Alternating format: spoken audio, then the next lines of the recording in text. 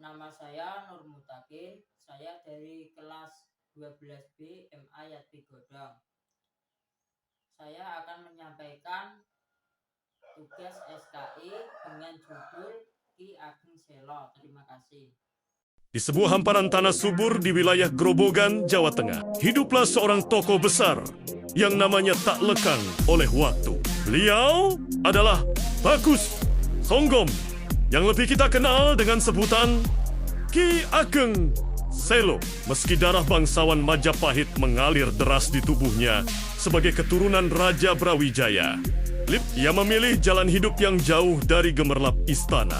Ia bukan sekadar petani biasa. Namanya melegenda dalam ingatan kolektif masyarakat Jawa melalui peristiwa penangkap petir. Konon, di tengah sawah saat badai mengamuk, ia menangkap kilatan petir yang mengganggu kedamaian warga. Namun, di balik legenda kesaktian itu, tersimpan misi besar, yakni menyebarkan cahaya Islam melalui keteduhan hati dan laku prihatin. Ki Ageng Selo tidak berdakwah dengan retorika yang keras di atas mimbar. Metodenya adalah dakwah kultural dan pertanian.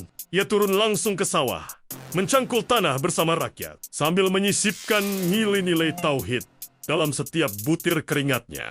Baginya, bekerja adalah ibadah, dan tanah adalah cermin kebesaran Sang Pencipta. Melalui kemandirian ekonomi sebagai petani, ia membuktikan bahwa seorang muslim harus berdaya secara finansial agar bisa menjaga martabat agama dan membantu sesama. Pendekatan beliau juga bersifat sufistik. Ia memahami bahwa masyarakat Jawa saat itu sangat mencintai kedalaman batin. Maka, ia tidak datang untuk menghapus adat, melainkan mengisi rong-rongga budaya tersebut dengan napas keislaman. Ia mengajarkan bahwa Islam bukan hanya soal syariat lahiriah, tetapi soal tazkiyatun nafs, pembersihan jiwa dari kotoran sombong dan iri hati. Filosofi eling lan waspada, ingat kepada Tuhan dan waspada terhadap nafsu diri menjadi fondasi karakter yang ia tanamkan.